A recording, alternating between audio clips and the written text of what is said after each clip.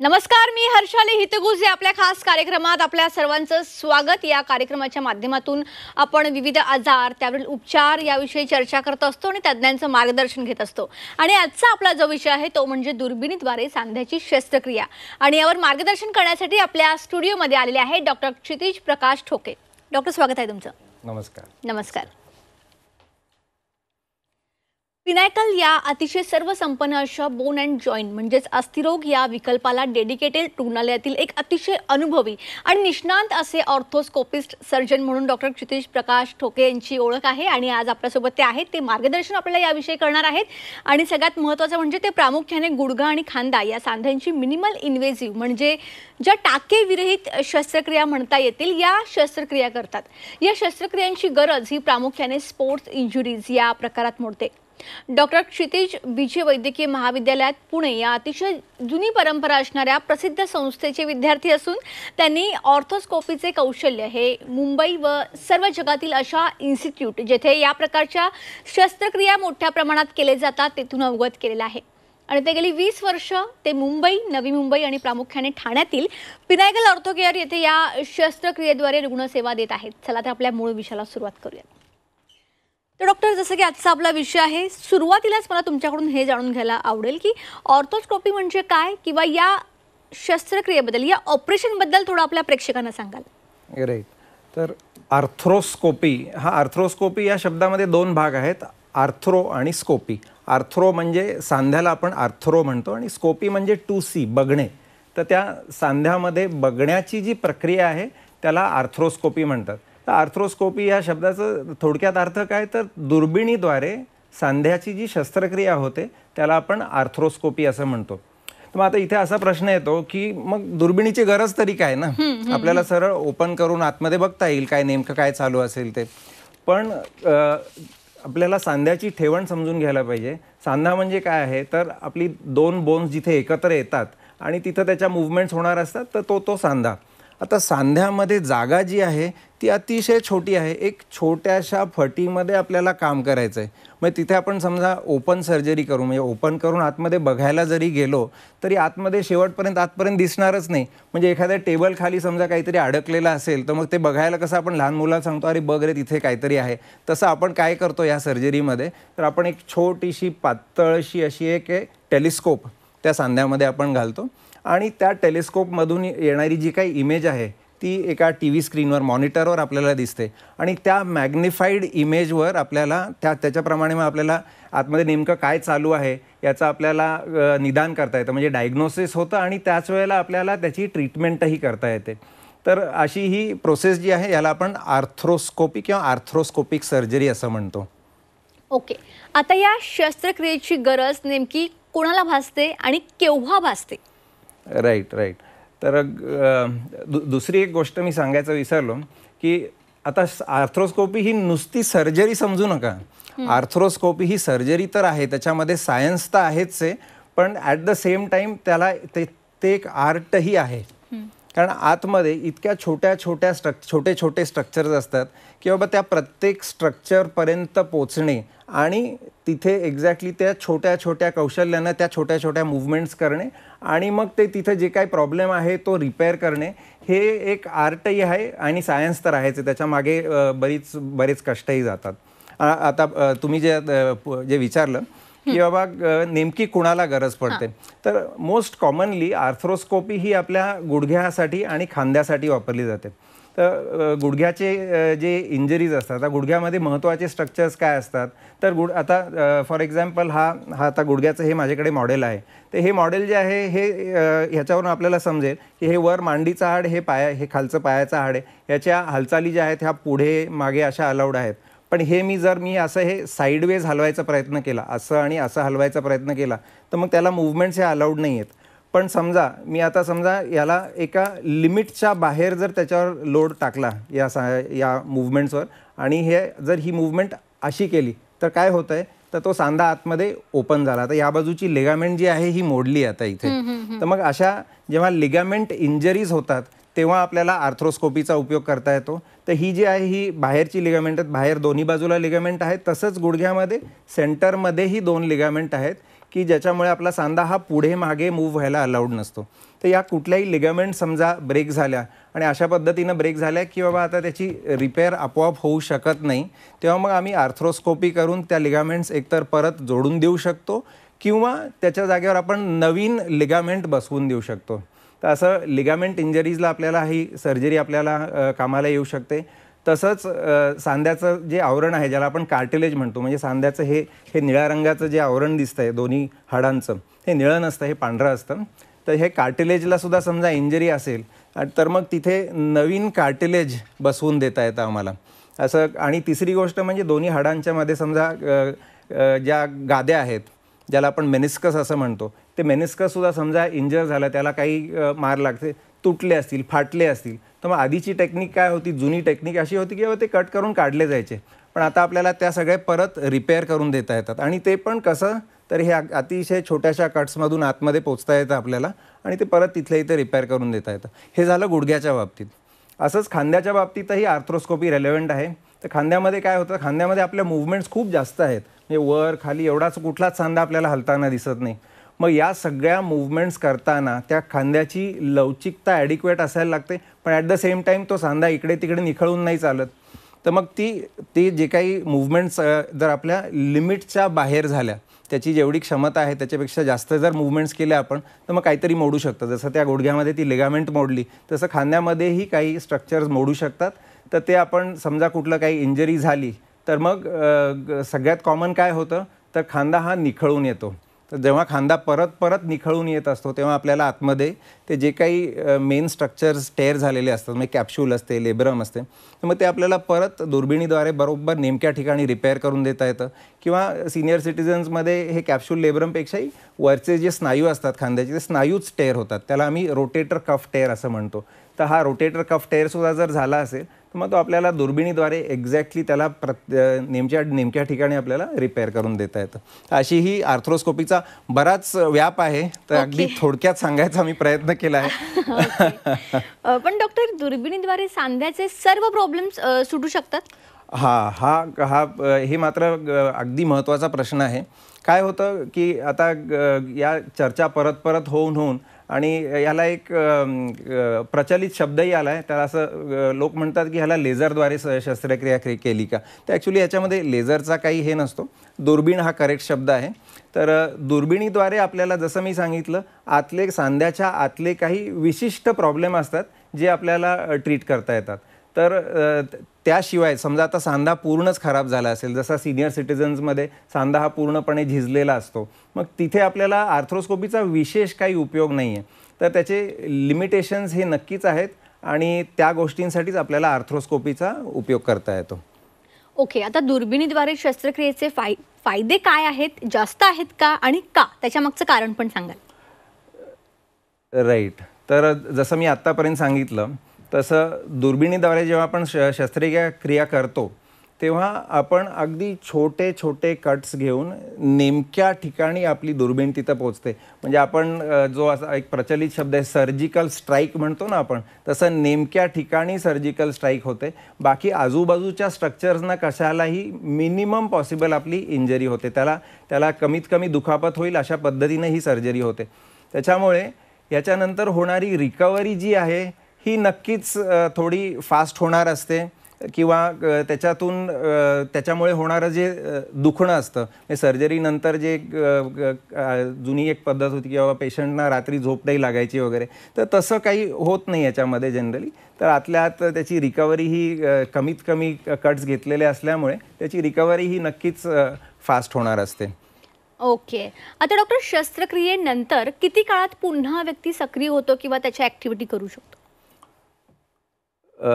हा प्रश्न अतिशय महत्त्वाचा का आहे, कारण हे पेशंट्स जे आहेत, आता हे लिगामेंट इंजरीचे किंवा सांध्याची आर्थ्रोस्कोपी ज्यांना लागते, हे पेशंट्स जे आहेत हे बरेचसे पेशंट हे यंग पेशंट असतात आणि त्यांना पुन्हा कामावर जाण्याची किंवा पुन्हा त्यांच्या ॲक्टिव्हिटीज परत सुरू करण्याची खेळणारे असतात कितीतरी जण.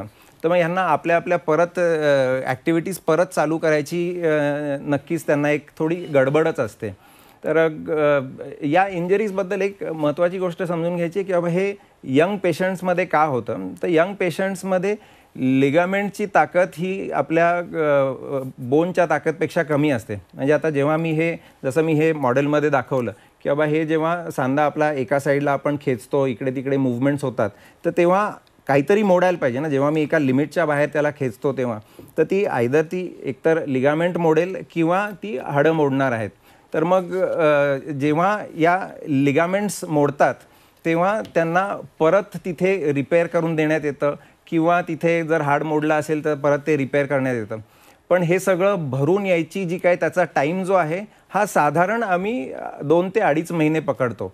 पण त्याच्यामुळे पेशंट्सना जरी चालणं फिरणं लगेच 1-2 दिवसात सुरू होणार असेल तरी त्यांचं खेळणं, पळणं, रनिंग, जम्पिंग जे आहे हे साधारण 6 महिन्यांना सुरू होतं. मात्र ऑलमोस्ट सगळेच पेशंट हे दुसऱ्या दिवशी चालायला सुरुवात होतात. ऑन ॲन ॲव्हरेज पेशंटचा हॉस्पिटलमध्ये राहण्याचा टाईम जो आहे हा 24 ते 48 तास असतो. साधारण 24 तासामध्ये ऑलमोस्ट 90% पेशंट हे घरी जाणार असतात. काही पेशंट अगदी त्या दिवशीही पाठवता येतात घरी, पण तो अगदी रेग्युलरली ते फॉलो केलं जात नाही. आपल्या इथे थोडं आपण पेशंटना कम्फर्टेबल होऊ देतो. एकदा कम्फर्टेबल आहे म्हणाल्यावर मग आपल्याला घरी जायला अलाउड असतं. मात्र खेळणं वगैरे जे काही आहे हे साधारण 6 महिन्यांनंतर सुरू होतं.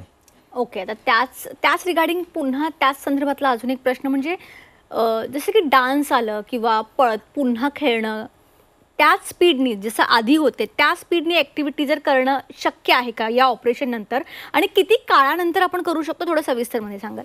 राईट. तर हे डान्सिंग किंवा प्लेइंग ह्या दोन्ही प्रकारांमध्ये जे आहे आपल्या हे लिगामेंट इंटेन्सिव्ह ॲक्टिव्हिटीज आहेत. म्हणजे आपण डान्स करण्यासाठी आपल्याला कुठल्या डायरेक्शनमध्ये असं ट्विस्टिंग टर्निंग मुवमेंट्स जेव्हा होतात तर त्याच्यामध्ये आपल्या मसल्सपेक्षाही आपले जे काही लिगामेंट्स आहेत जे त्या सांध्याला एकत्र धरून ठेवणार असतात त्या लिगामेंट्सवर सगळा लोड असतो. तर या लिगामेंट्स भरून येऊन त्याच्यामध्ये ॲडिक्वेट ताकद यायला आम्ही साधारण 6 महिने पकडतो. 6 महिन्यांनंतर तुमचं जे काही स्पोर्ट्स स्पेसिफिक ट्रेनिंग जे काय आहे ते आपल्याला चालू करता येतं आणि त्याच्यापुढे मग हळूहळू ते स्पोर्ट्समध्ये पार्टिसिपेट करू शकतात. आधी ज्या ॲक्टिव्हिटीनं ते डान्स करत होते किंवा ज्या इंटेन्सिटीनं स्पोर्ट्स खेळत होते ते आपल्याला चालू करता येतं.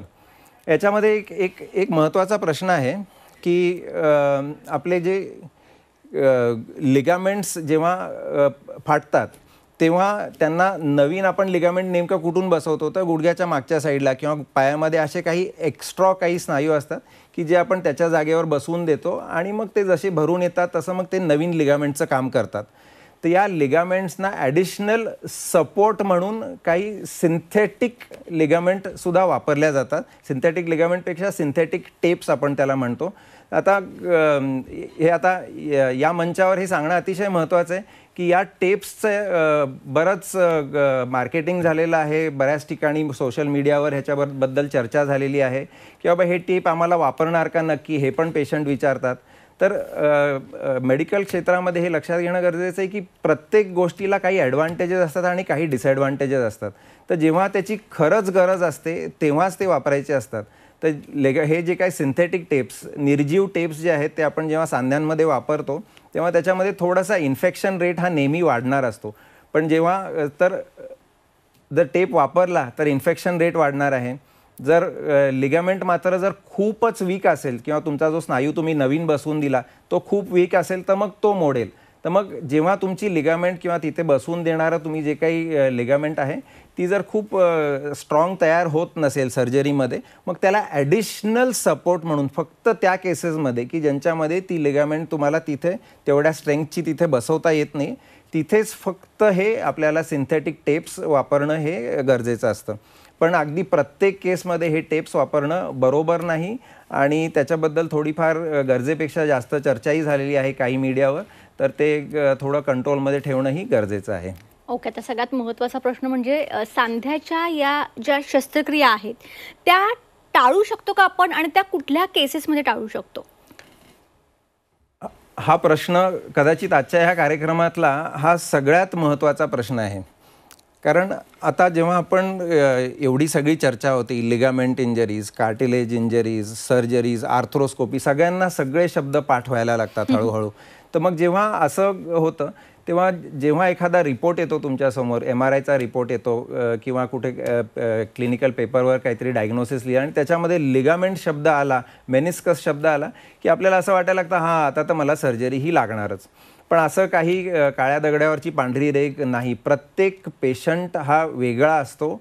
बरेचसे लिगामेंट्स हे आपोआप भरून येणार असतात आणि हे लक्षात ठेवणं अतिशय गरजेचं आहे. आता फॉर एक्झाम्पल या गुडघ्यामध्ये मी जसं दाखवलं की बाबा ह्या बाहेरच्या 2 लिगामेंट आहेत, याला आम्ही लॅटरल कोलॅटरल म्हणतो, इकडची जी आहे हिला मीडियल कोलॅटरल म्हणतो. तर मग या दोन्हीपैकी या मीडियल आणि लॅटरल कोलॅटरल लिगामेंटमध्ये स्वतःहून भरून यायची क्षमता ही नक्कीच असते. पण केस टू केस ते ठरवायला लागतं की बाबा नेमकं या लिगामेंट इंजरीमध्ये आपल्याला ही सर्जरी करणं खरंच गरजेचं आहे का याला आपोआप भरून येऊ देणं हे करेक्ट मार्ग ठरणार आहे. तर हे केस टू केस ठरवणं अतिशय महत्त्वाचं आहे. आणि हे पुन्हा पुन्हा मी सांगतोय की नॉन सर्जिकल ट्रीटमेंट म्हणजे शस्त्रक्रियेशिवाय ट्रीटमेंट करणं हा नेहमीच एक पर्याय असतो. अगदी नेहमीपेक्षा बऱ्याच वेळा हा एक पर्याय असतो आणि त्याच्याबद्दल आपल्या डॉक्टरांशी चर्चा होणं गरजेचं आहे की बाबा डॉक्टर ही सर्जरी आपल्याला टाळता येईल का, ही टाळली तर मग नेमके काय प्रॉब्लेम येणार आहेत किंवा ते प्रॉब्लेम येण्याची शक्यता किती आहे. म्हणजे एखादी सर्जरी नाही केली तर मग गुडघा थोडासा लूज राहणार असेल, पण मग तो लूज राहिल्यामुळे मला खरंच खूप मोठे प्रॉब्लेम्स येणार आहेत का, तर या सगळ्या चर्चा होणं अतिशय गरजेचं आहे. तर बऱ्याच वेळा या सर्जरीज टाळताही येतात आणि फार ॲग्रेसिव्हली त्याला ट्रीटमेंट करायची गरज नसते. मात्र जेव्हा खूप सारे लिगामेंट्स तुटतात, जेव्हा आता जसं मी दाखवलं की बाबा त्याला 4 लिगामेंट आहेत, बाहेरून 2 लिगामेंट आहेत, सेंटरमध्ये 2 लिगामेंट आहेत गुडघ्यात, तर जेव्हा एखादी लिगामेंट मोडलेली असते बाहेरची तेव्हा ते बिना सर्जरीचंही त्याला व्यवस्थित आपल्याला बरं करता येतं. पण जेव्हा खूप लिगामेंट्स मोडले म्हणजे ज्याला आम्ही मल्टी लिगामेंट इंजरी म्हणतो, त्याच्यामध्ये मात्र आपल्याला नक्कीच डिसिजन घ्यायला लागतो की हे लवकरात लवकर त्याला आणि करेक्ट पद्धतीनं सगळ्या लिगामेंट्स नीट बसवून द्यायला लागतात. तर असे काही प्रॉब्लेम्स आहेत की ज्याच्यामध्ये सर्जरी ही खरं ॲब्सोल्युटली गरजेचीच असते, पण काही असे प्रॉब्लेम आहेत की बाबा ज्याच्यामध्ये आपल्याला सर्जरी ही टाळता येते आणि त्याचा आपल्याला नक्की विचार करणं गरजेचं आहे. ओके. आता हा जो कार्यक्रम बघत असतील आपल्या प्रेक्षकांमध्ये जे खेळाडू असतील तर त्यांना जॉईंट केअरसाठी तुमचा काय संदेश असेल? खेळाडू हे 2 प्रकारचे असतात.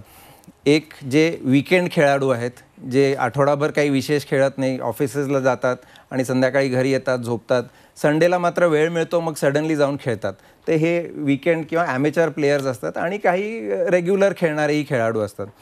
तर याच्यापैकी हे जे पहिले जे खेळाडू आहेत ना ते कितीतरी जास्त असतात आणि त्यांच्यासाठी म्हणून फार महत्त्वाचा संदेश आहे हा की बाबा जेव्हा तुम्ही काही नवीन करायचा प्रयत्न करता तेव्हा नेहमी रिस्क असते.